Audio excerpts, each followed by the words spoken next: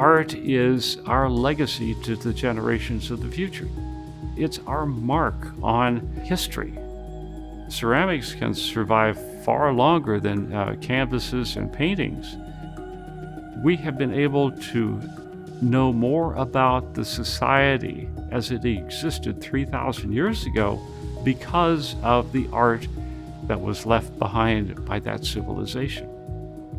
So I think ceramics has been really the unsung hero to the generations of the future.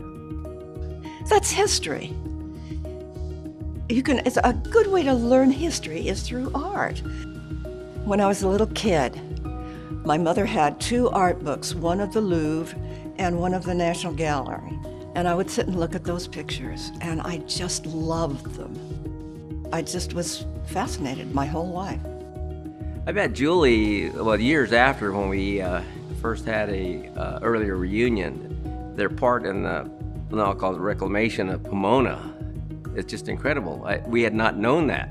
None of us had a clue until we actually saw what Dave and Julie had produced in the old museum, and now this 50,000 square foot of museum space. You know, usually you go to LA, there's all these great museums, but you go to Pomona, you don't really think museums. So it's like this little nice treasure to find here. And it's happening, and it's growing, and it's developing, and it's working, and it's really beginning to become a landmark for this whole area. People are going to put this on their GPS in their phones, right?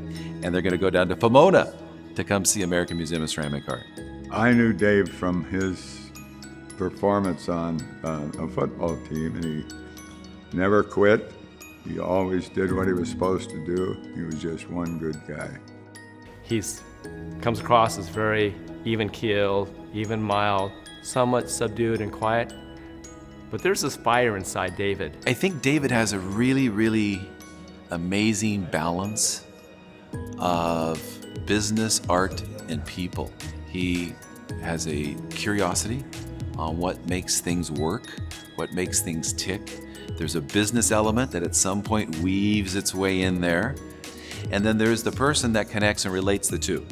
Dave has always been Amoka's #1 fan, #1 champion, and he makes sure that Amoka addresses its immediate community, which is also his immediate community. He's grown up here. Dave and Julie have a wide range of interest in ceramics, and I think that's reflected in their personal collection as well as the institution's collection. They really just kind of are interested with anything made out of clay.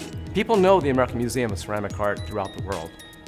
It has the perfect name. You can't beat American Museum of Ceramic Art.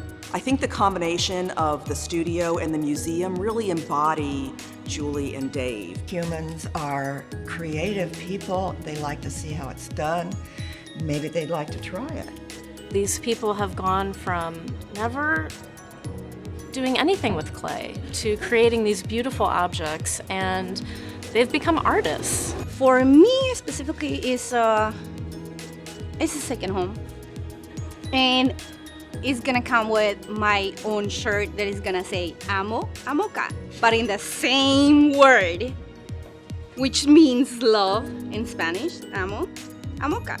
Thanks, Dave and Julie! We love amoka!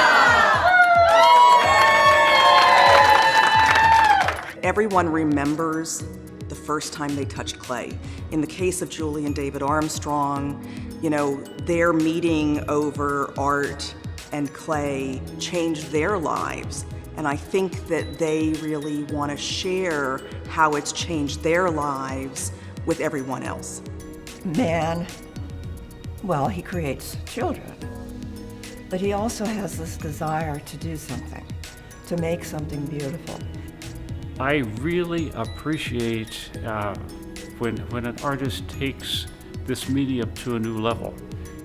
Artists are able to put into an appreciable form something that nobody else has been able to do.